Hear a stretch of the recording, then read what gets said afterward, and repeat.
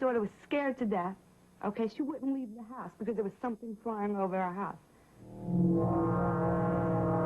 We thought it was the end of time. When I regained consciousness, I was on board of this, apparently on board the spacecraft, and I encountered two different types of beings. We have photographs, we have films, we have expert witnesses. What more do you want? We could prove that these objects exist. We're past the point of proving they exist. The question now is, why are they here and what do they want? Unidentified flying objects, UFOs. Are they spaceships from other worlds traveling through our galaxy? Or are they something else? So far, we cannot escape our own solar system. Our technology has placed man no further out than the moon. If we can't travel to them, can they be coming to us? The American government says no. Despite films like this, they say it's physically impossible, so they've closed all their official investigations of UFOs. That was a fallacy. 69, they claimed to the public that they closed the doors, and they didn't, because the document shows that they continued on gathering information. So that was an out-and-out lie. Under the Freedom of Information Act, some Americans petitioned the government for the release of top-secret UFO documents. These documents, they claim, suggest a cover-up, a cosmic Watergate. All we want to know is what's going on. We want the government to tell us the truth.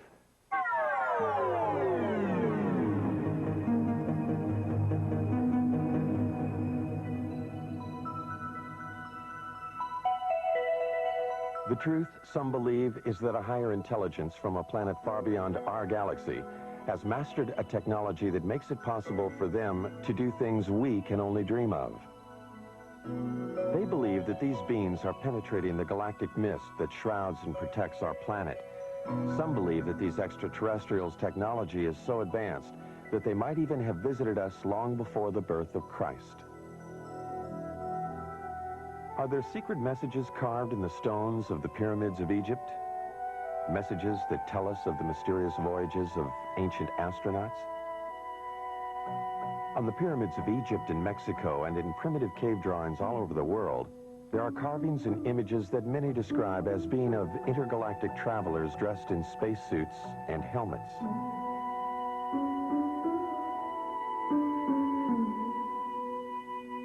Early Romans wrote about flying shields, ancient Egyptians about circles of fire in the sky. Are these references and these drawings about spacemen or about the gods they worshipped in the heavens above? Aliens from other worlds with extraterrestrial powers are credited by some with having moved the great stone monuments of Easter Island. Others point to the giant circle of Stonehenge as being a sophisticated astronomical tool, only possible at the time if it were designed by others with a more advanced knowledge of the universe. And then there are the Nazca Lines, an alleged spaceport. These mysterious images, decipherable only when seen from the air, were carved in the ancient times atop a mountain in Peru. Many claim this was a landing area for ETs. If there were ETs coming here in ancient times, they seem to have lost interest in us, until 1947. Then, suddenly, around the world, people of all kinds began to report seeing them in the skies above. Some claim to have photographed them. In the United States, the government dismissed the phenomena. They described the mysterious objects as weather balloons, hoaxes, swamp gas, and other scientific anomalies.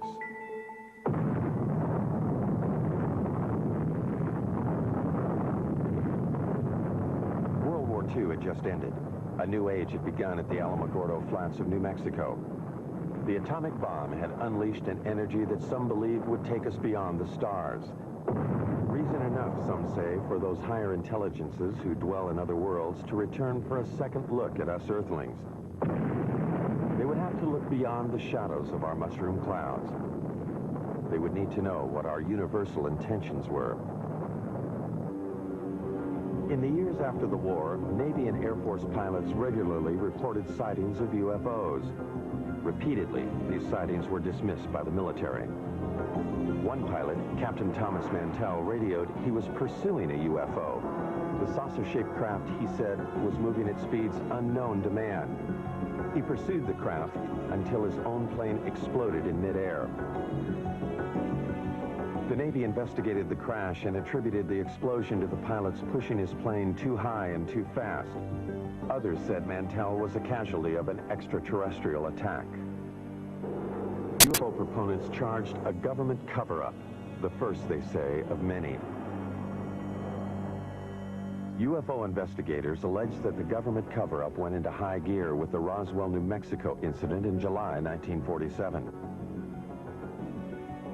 Roswell was the site of an Army Air Force base 118 miles from the atomic testing grounds at Alamogordo and only 220 miles from Los Alamos, birthplace of the atomic bomb.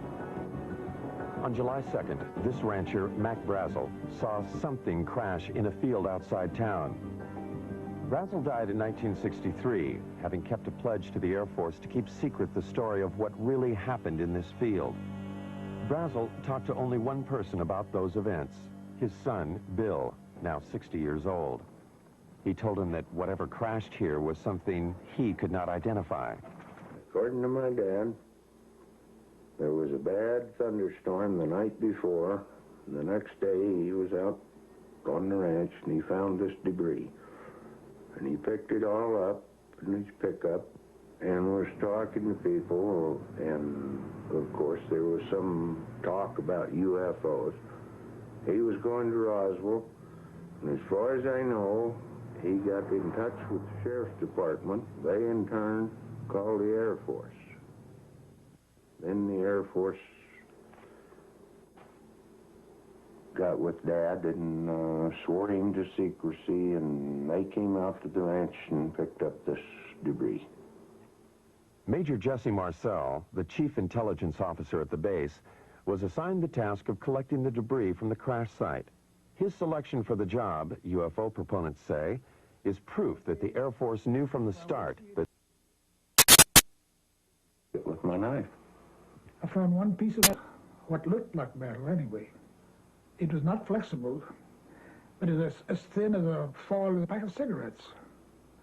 It was that thin. One of my boys told me, he said, there's something unusual here. He said, I tried to make a dent in this metal, and he says, you can't bend it. You can't make a mark on it. He says, I took a sledgehammer and whammed it. I put it on the ground and whammed it. The sledgehammer bounced off of it. When Major Marcel reported his findings to officials back at the base, they issued a startling press release. They had a flying saucer. The next day, Major Marcel was assigned to take the remains of the crashed objects to Wright Field in Ohio for further examination. However, the plane landed at Carswell Air Force Base in Fort Worth, Texas. General Alfred Ramey took one piece of the object off the plane and called a press conference. Then, Major Marcel was given different orders by Ramey. He was not to continue on to Wright Field. He told me not to say anything. He says, I'll handle it from now on. And that's exactly what he did. When he came out, he said, he told the press that was there, he said, that was nothing but a weather balloon, crashed weather balloon. Marcel, under orders not to say what he believed, only recently spoke out against the Air Force's revised story. It was definitely not a weather balloon. And it was an aircraft. So what it could have been, I wouldn't know. I still don't know. Mac Brazel, who had a rancher's knowledge of such things, told his son that, like Major Marcel, he knew the object was not a weather balloon. He said that's what the Air Force tried to make him believe, that it was a weather balloon. And he said, Bill, he said it was not a weather balloon. He said, I don't know what it was. But he said it was something altogether different and much bigger. If extraterrestrials are good... Philip Klass, a military expert, disagrees. The fact of the matter is that it was not a weather balloon as such. It used a weather balloon as a vehicle, but what it was is called a radar corner reflector. It's an object that is roughly hexagonal, so that it can be tracked by radar. And no matter what angle this hexagonal thing is pointing, it always returns a strong radar echo. So the object was not a weather balloon as such, but it used a weather balloon to hoist it.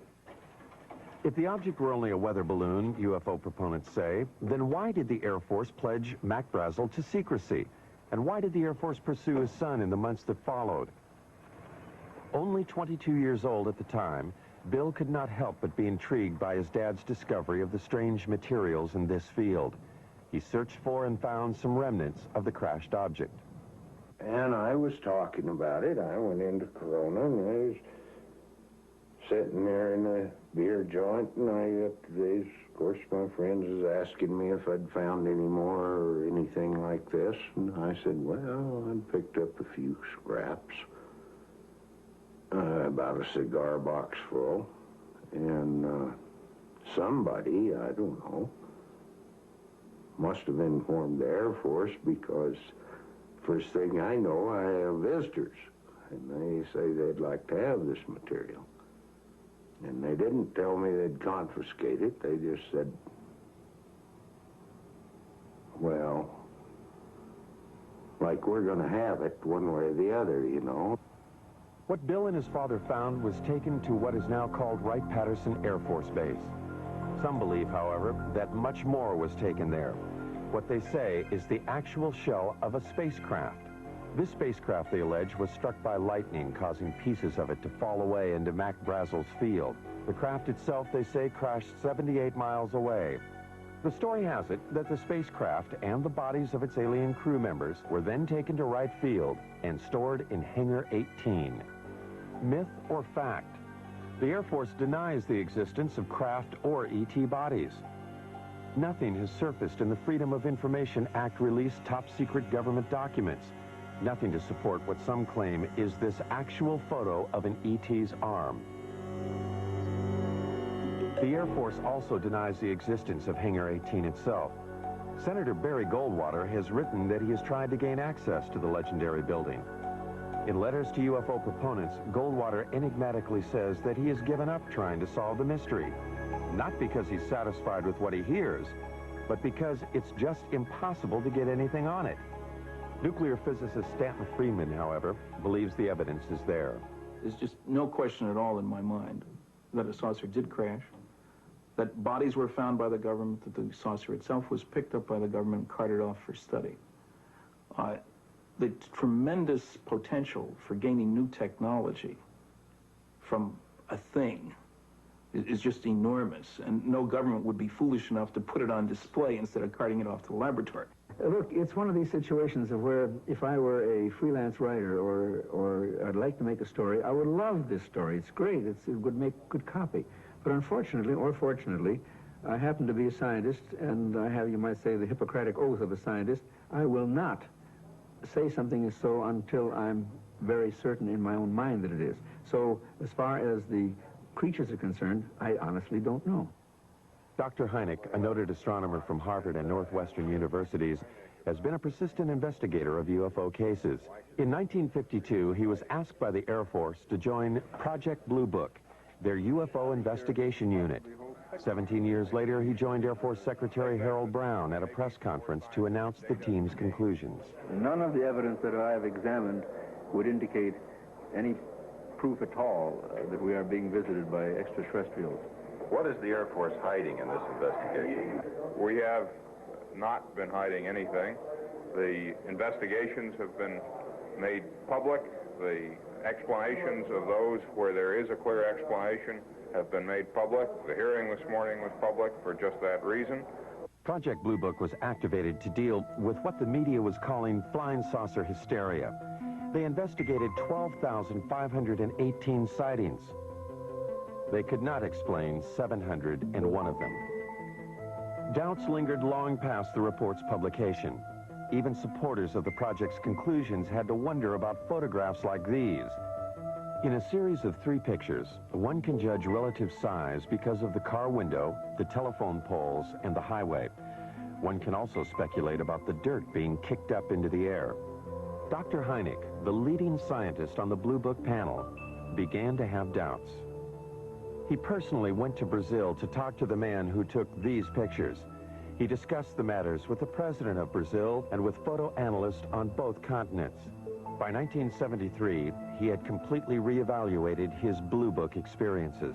He now became a critic of the investigation and an advocate for more UFO study. I was there at Blu Book, and I know the job they had. They were told not to excite the public. Don't rock the boat. And I saw it in my own eyes happen that whenever a case happened that they could explain, which is quite a few, they made point of that and let that out to the media. Things that the cases that were very difficult to explain, they would jump handsprings to keep the media away from it. For they had a job to do, to, whether rightfully or wrongly, to keep the public from getting excited. Hynek's concession that it was possible that extraterrestrials were visiting us raised the UFO debate to another level. A major establishment astronomer and a man trusted by the Air Force was now saying that intergalactic spacecraft could be traveling through our solar system. His pronouncements caused scientists who might otherwise have stayed out of the UFO debate to enter it. They called Hynek's proposition fantasy. But if we just think of our own galaxy, you know, it's 100,000 light years across. That means to travel from one side of that galaxy to another side, to the other extreme edge, would take you 100,000 years if you traveled at the speed of light. Now, there's very good evidence that nothing travels faster than the speed of light. I mean, it seems to be the ultimate speed limit in the universe. If, however, aliens know something we don't, suppose they are able to transform space and time or manipulate space and time in some way, or travel in other dimensions, then all things are possible. As man has entered the space age, the concept that all things are possible has indeed become part of a new way of thinking. Some of the men who investigated Blu Book were born before the Wright brothers flew at Kitty Hawk. They conducted their investigation before man flew faster than the speed of sound. Even the men who flew our space missions concede unusual experiences that they cannot explain. Astronauts like James McDivitt on Gemini 4 and Ed White have reported seeing unidentified flying objects in space. Pete Conrad on Gemini 11 in 1966 is another of the 11 astronauts who have seen UFOs on NASA space flights. Some of these objects the astronauts saw were photographed. NASA has called some of these sun flares or space debris. Some are still labeled unidentified.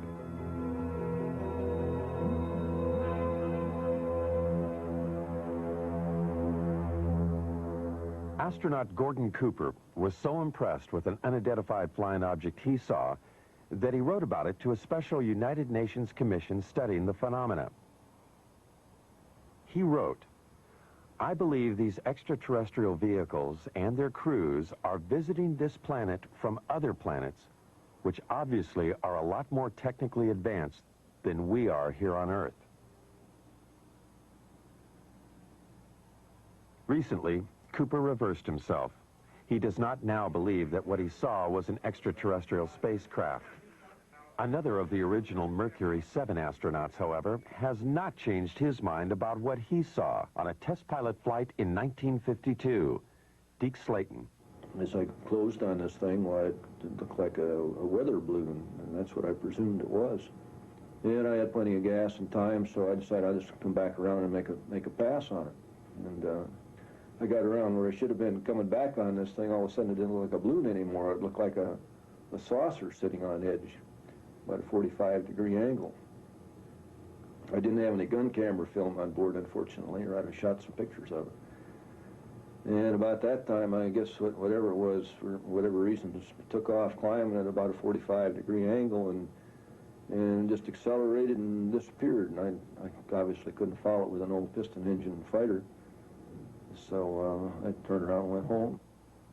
Some UFO observers, however, have had camera and film on hand at the critical moment. This footage was shot from a helicopter off Catalina Island in 1966. Some say this is a single-wing aircraft. This film was shot by the coach of the Great Falls, Montana minor league baseball team in 1950. The Air Force says it is a picture of two aircraft. This film was shot by a newsreel unit in Guatemala in 1976. Some say this is also an aircraft.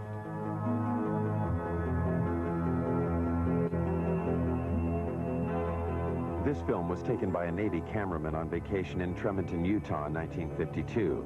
The Air Force speculates that these are seagulls. Dr. Hynek disputes the Air Force's explanation of these films. This, plus his feelings about the eyewitnesses, helped change his mind. I began to get certain doubts because not so much of any specific case, although there were quite a few, it was the people themselves. I said to myself, well, now, come on, how much longer am I going to call these people crazy? And when I changed my glasses, you might say, a little bit, and took a view that maybe these people aren't crazy, and began to realize what sort of people they were, the people who would be accepted in any court of law as a witness, let's say, good, solid people, I said to myself, well, the time has come to maybe change my attitude. It was Hynek who coined the expressions close encounters of the first, second, and third kinds. A close encounter of the first kind is one that centers upon a visual sighting. Hynek investigated first-kind encounters in 1983 in New York State. Local residents and commuters just 40 miles from New York City had been reporting sightings of an unusual object in the night skies for over a year and a half. Sightings were reported on at least 50 separate nights during the 18-month period. Over 9,000 eyewitnesses, lawyers, teachers, CPAs, advertising executives, nurses, and factory workers reported seeing the unidentified phenomena. Newspapers and television almost weekly carried reports of the sightings. From different places throughout the area, eyewitnesses all reported seeing the same thing.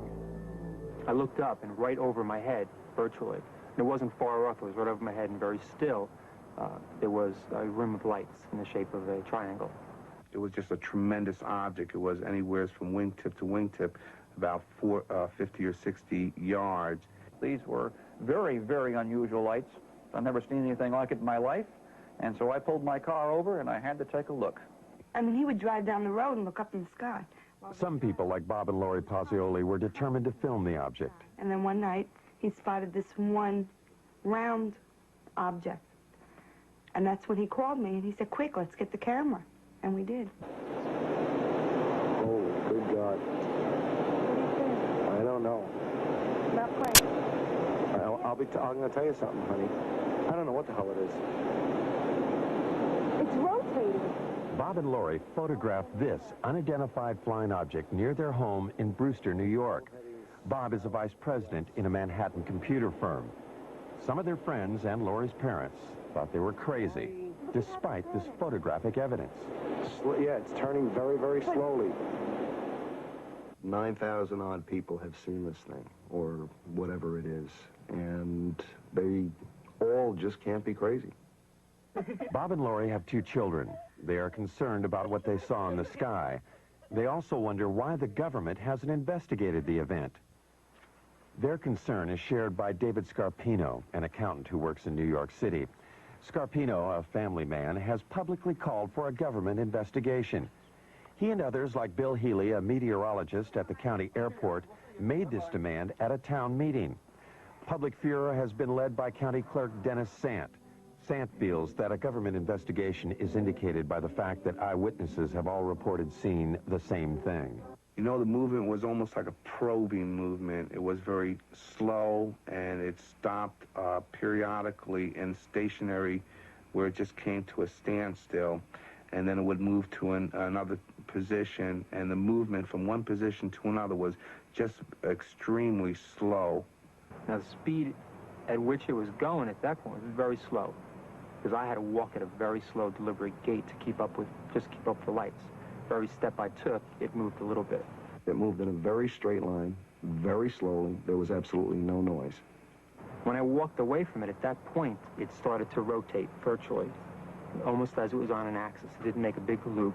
It just rotated. It appeared, as I said, to rotate in the sky, change lights. Aircraft, I don't care how well precise you want to be in flying those suckers, you're not going to be able to make them move 90 degrees. All right, this thing did apparently rotate. You can't do that with aircraft. Could it have been an aircraft or many smaller light planes flying in formation? The media attention given the sightings prompted 6 pilots at a local airport to try to prove that it could be just that. Amused by the idea of UFOs, the pilots planned and flew at least 18 daring nighttime missions, flying in formation, sometimes without lights.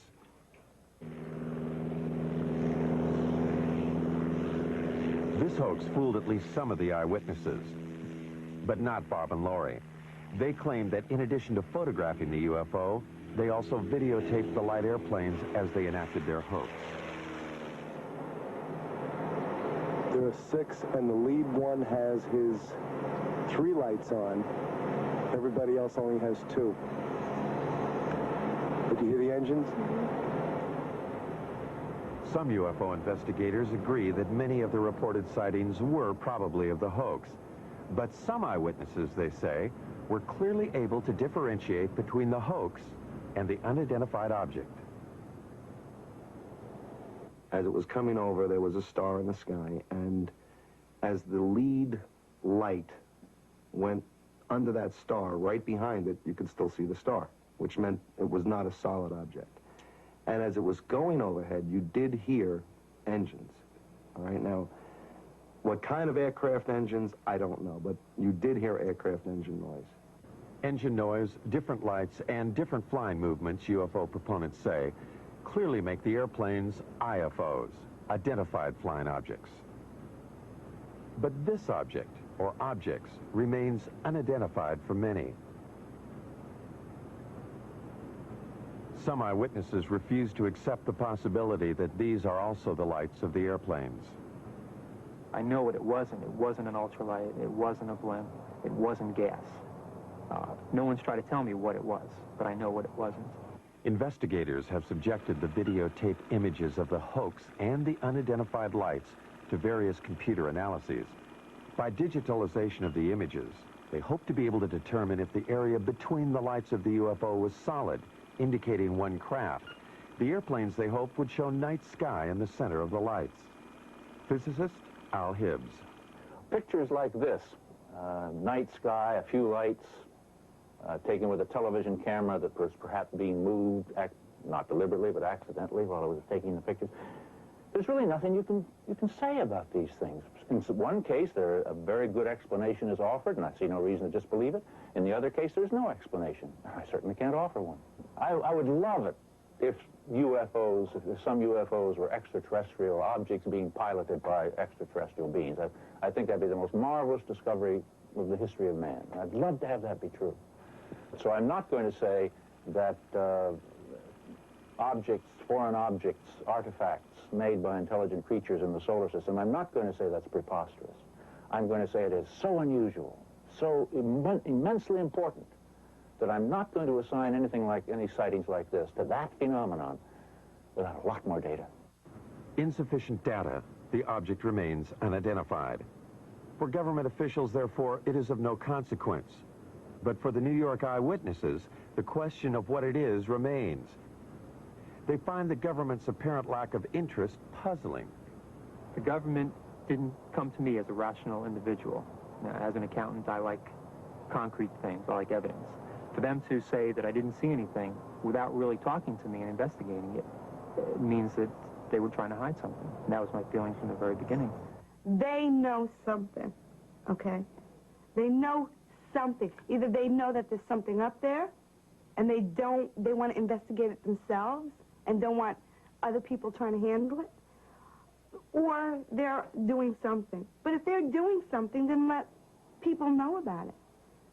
This New York State event occurred over a densely populated area and over a nuclear plant, prompting one eyewitness, New York attorney Peter Gersten, to suspect a government cover-up. With others, like Larry Fawcett, a police officer in Coventry, Connecticut, he helped establish Citizens Against UFO Secrecy. Fawcett, who says the way he views the world has been drastically affected by his sightings of a UFO in 1965, petitioned the government for the release of UFO-related documents. These documents, released under the Freedom of Information Act, were previously classified top secret. An example of some of the government documents we have obtained are the overflights over the military bases in 1975, over Wurtsmith Air Force Base in Michigan, over Malmstrom Air Force Base in Montana, Loring Air Force Base in Maine, Minot Air Force Base in North Dakota. Over a period of 6 weeks, unusual, unknown, unidentified objects were traveling at exceedingly quick and fast speeds. What's interesting is that even to this date, the government has not acknowledged that it was able to identify any of those objects. The documents do state that there were confirmed sightings at all 4 bases in October and November 1975. The first sighting was at Loring Air Force Base in Maine. Loring, like the other bases, was a Strategic Air Command installation. The documents do not state, however, that these objects were alien spacecraft. They do state that the military reaction was swift and concerned. At Loring, there were 2 separate events. Something unidentified appeared in the night sky above the weapons storage area. Larry Fawcett, having learned of the event in the released documents, investigated. Military people and guards in and around the weapons storage areas began to report lights hovering or landing within the weapons storage areas. Military people would respond to the area only to see the lights go out and the object disappear and then reappear over the runway. It's described as football-shaped, the length of maybe 2 or 3 vehicles, cars, if you will. The witness telling us that there are shimmerings of heat, as you would see off a desert scene in a movie. When we questioned the individual, could it have been an aircraft? Could it have been a helicopter? The military person, and I'll give you his name, Steve Eichner, telling us, no, I know what helicopters look like. I've been around aircraft. I work on aircraft. This is something I've never seen before. The official records, which I quote in my book, indicate that on the first night, it certainly was a helicopter. It was described as a helicopter. Now, if the officers on the base, experienced pilots, if they don't know a helicopter, and we have to depend on some GI who's not a pilot, who comes forward not at the time, but years later, he claims to have been there and claims it was not a helicopter. Again, let's go on the official records. It is the official records that Fawcett uses to substantiate his claim that helicopters could not be the explanation. The military response at all 4 bases, he says, was too dramatic. From our documentation, we know of pursuits that occurred, scrambling of aircraft from Loring Air Force Base, and the chases went up into the Canadian territory, if you will, only to be lost around New Brunswick somewhere up in that area.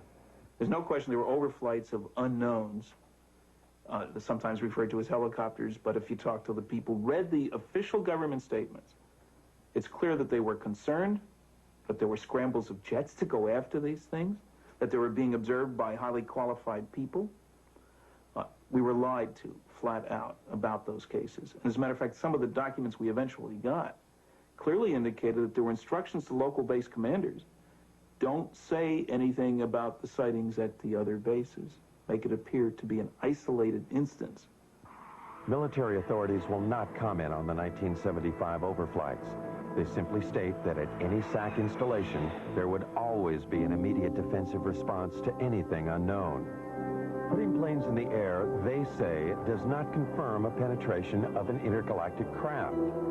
Citizens Against UFO Secrecy, however, refer to other documents they've gotten released by the Pentagon to prove their claims. In May of 1985, we've gotten a document that was classified top secret in 1948, and about a month after its release to the other agencies, its distribution, it was ordered, recalled, and destroyed, each and every copy. One copy was kept, and it has remained top secret, classified top secret for the last, 40 years almost. And in the document, the government acknowledges back in 1948 the existence and reality of the objects.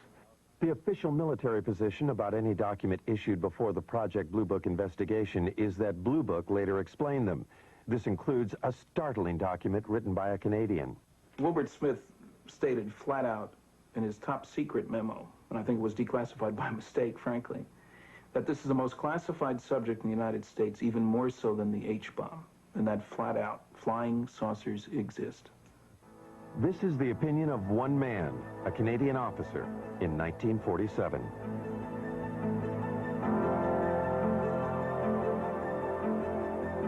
For proof that flying saucers do exist, some critics demand more than just the accounts of those who have had close encounters of the first kind, visual sightings. Even when first-kind encounters are reinforced by photographs, they fail to satisfy the need for physical evidence. This woman claims that she has had a close encounter of the second kind. A second-kind encounter is defined by its having physical evidence. Vicky Landrum, along with her grandson Kobe Lee, alleges that they, along with Betty Cash, were on their way home from a bingo game when they encountered something they had never seen before.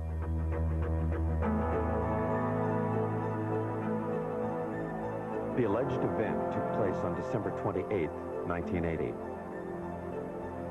Vicky and Colby were driving in Betty's car on Highway 1485, 30 miles from the Houston airport, and only 37 miles from NASA's American Space Headquarters.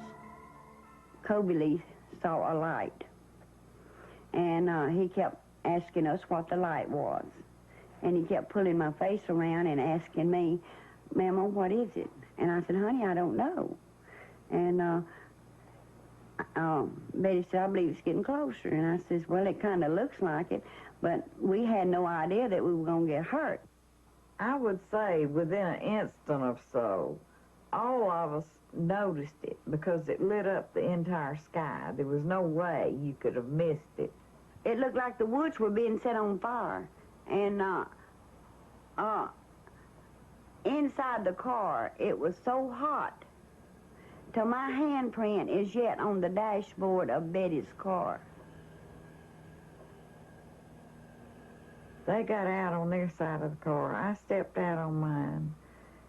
I stood behind the car door for just a second or so, and I walked toward the front of the automobile.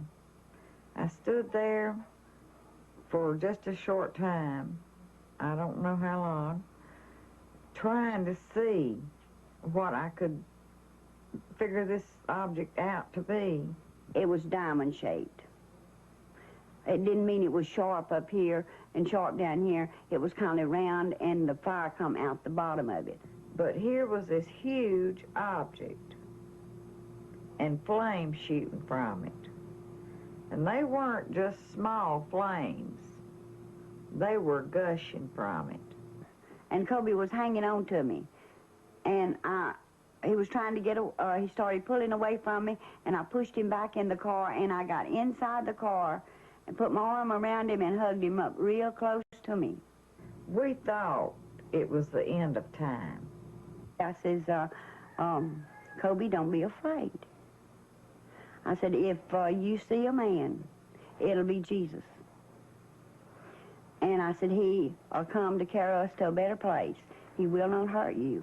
It was just burning. It was just too much heat. I could not tolerate it. So Vicky screamed and begged for me to get back in the car. Well, I did, but I had to use the end of my leather jacket in order to open my car door to get back in. That's just how hot it was. And when the object lifted and slowly moved over to the right of us, her and Kobe saw some helicopters. There were so many of them, it sounded like a tornado.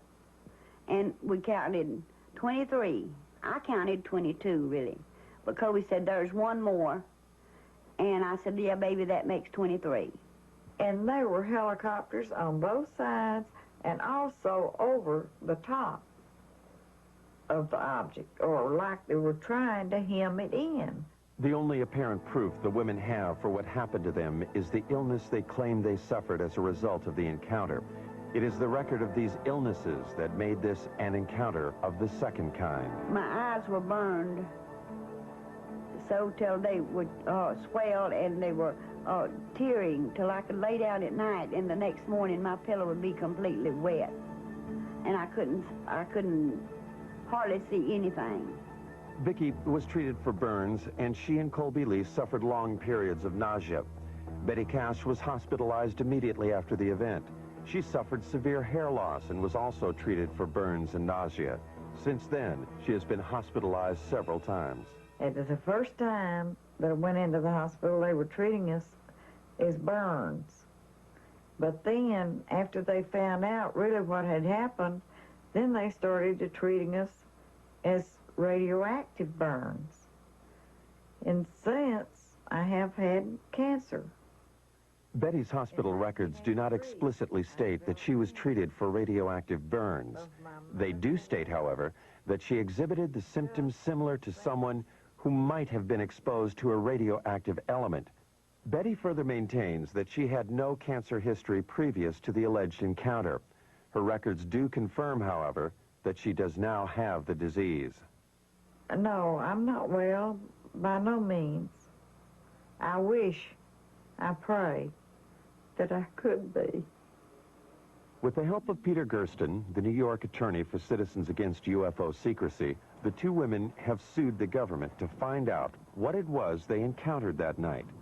Was it a UFO, or an American weapon gone awry, or something else? I believe the story is a hoax. There is absolutely no evidence.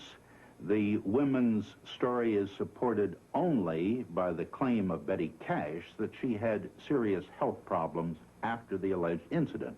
From my review of the Cash Landrum case, I would say that there's no question that an event took place, that those people were near something that was emitting radiation. I don't think it was an alien spacecraft, frankly. I think it was a nuclear-powered aircraft. That's why all the helicopters, it's standard practice if there's a classified system around. There are guys ready to go there to keep somebody else from getting that should it crash. The facts are that the U.S. Defense Department investigated. They could not locate 22 twin-rotor helicopters that could possibly have been flying in that area. And in fact, as Colonel Saran, who made the investigation, told me, he said, Phil, this occurred over the Christmas-New Year's holiday. He said, you couldn't get that many helicopters. You couldn't get a military operation into the air over the Christmas-New Year's holiday unless the nation was at war. The object was there. It existed. There's no question about that. What's interesting is that for the first time, the government has suggested that it wasn't theirs, that it was possibly a true UFO. And nowhere has the government ever admitted, other than this basic document that we've gotten from 1948, that UFOs exist. I love this country and for all it stands for, but I wish they would tell us the truth. If extraterrestrials are coming here, what do they want? Are they coming here just to observe us, or are they making actual contact with some of us? Contact with an alien is what Dr. Hynek calls, and what Steven Spielberg has celebrated in the movies, as a close encounter of the third kind. Charlie Hickson says he's had such an encounter. These things, evidently, they're coming from another world somewhere. I don't know what message they have for us or what they intend to help us, but certainly they're not going to harm us because they didn't harm me. Charlie Hickson's alleged abduction aboard a UFO in 1973 followed the story of Betty and Barney Hill's abduction in Exeter, New Hampshire in 1961. A most recent claim of a close encounter of the third kind occurred not in the backwaters of Mississippi, but in the heart of New York City. Rosemary Osnato. Suddenly I hesitated, or I couldn't seem to put the key in the door. And I just turned around and wanted to go up to the roof. And this seemed rather odd because you just don't do that in New York. You don't go up on the roof at 1 o'clock in the morning. It's just not something you do. And yet I was doing it. And there seemed to be a very bright light that was shining in the hallway. And I thought this was moonlight at first, you know, and apparently it wasn't moonlight, because when I got up there, there was a very bright light up on the roof. And then it went out for a few seconds. And then it came back on again. And I was just lifted, physically lifted, in that beam of light. When I got into the craft, I was led by a group of, I guess, more than one, group of grayish-skinned, small men or women, I don't know what they were, but large eyes, thin, frail, and they communicated telepathically. 19-year-old Travis Walton of Snowflake, Arizona, claims he encountered similar aliens in 1975. Walton was, in his words, zapped by a blue light when the spaceship appeared when he was working in the forest. When I regained consciousness, I was on board of this, apparently on board the spacecraft, and I encountered two different types of beings. The first type of creature I saw was about 5 feet tall. They were very white-looking. Their skin was very pale, and they didn't have any hair on their heads, and they had enormous eyes. There was a type of being there that, you know, anyone else would consider to be look very human-like. Walton was found on a roadside 5 days after he disappeared from the forest. He could, however, recall only what seemed like an hour of time passed. Time, he claims, he spent aboard an alien spacecraft. Now 29, he reflects on that experience.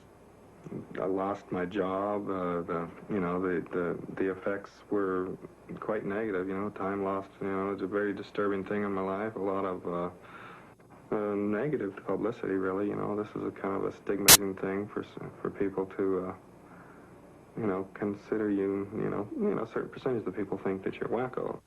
What Travis Walton and others claim they have experienced has, according to some, now been validated by government documents. About to join the literature of third-kind encounters is the startling tale of an alleged landing of a spacecraft outside an American Air Force base in Rendlesham, England. The American military admits they are still withholding 6 documents. In the Bentwaters case, we have an eyewitness, which is rare. We have an audio tape made at the time of the actual event. We have a government document which corroborates the existence of the incident. The government has no reason to withhold the information. The UFO is said to have crashed in the Rendlesham Forest in an area 2 miles from the American military installation. Released Air Force documents confirm that military personnel were dispatched to the site on the first night. They reported seeing the lights of the mysterious craft. On the second night, after Geiger counter readings indicated increased radioactivity in the area where it seems something could have landed, the commanding officer of the base, Colonel Charles Halt, along with several officers and enlisted men, also reported seeing the UFO. Halt wrote this document reporting the sighting. It clearly indicated the presence of a strange glowing light that illuminated the entire forest. It tells of pulsating red and blue lights and of the objects disappearing.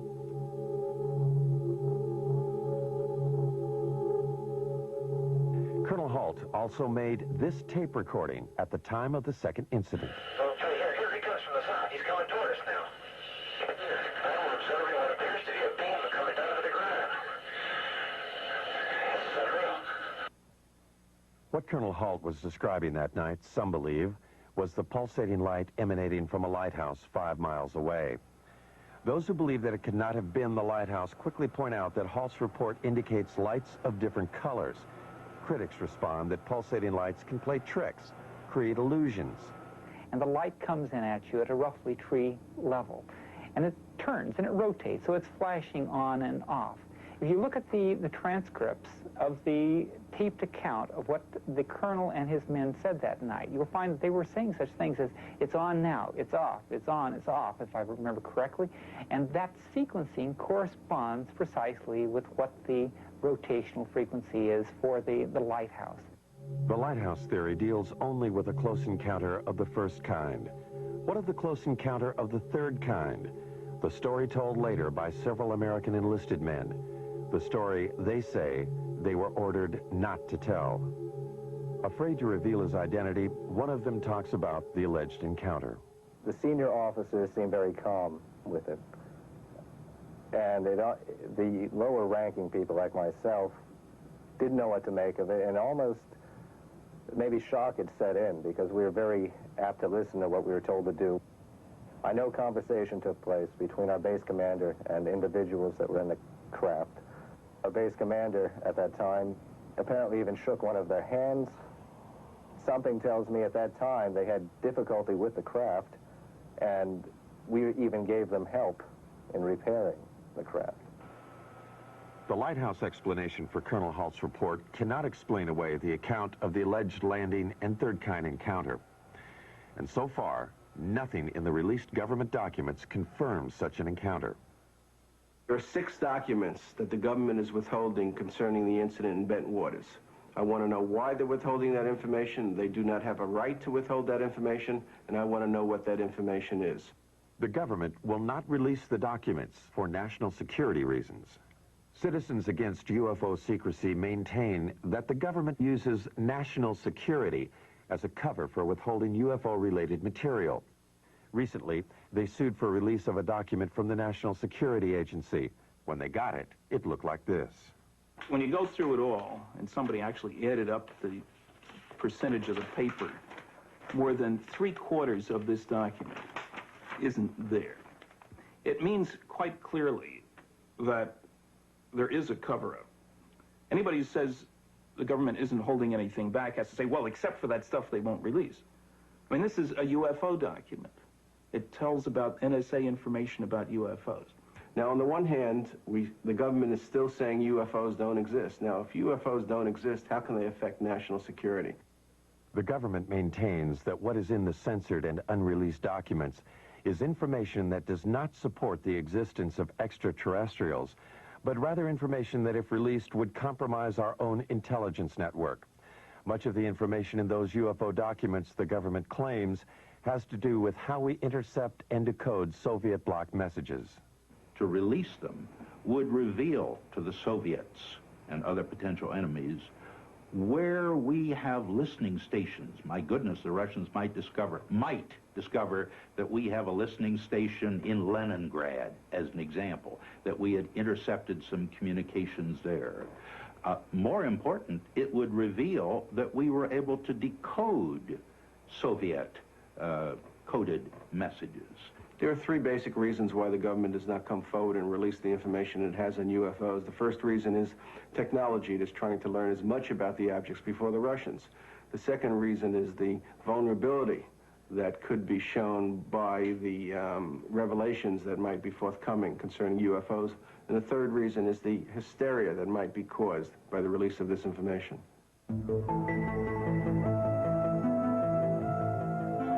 Are these spaceships from other worlds?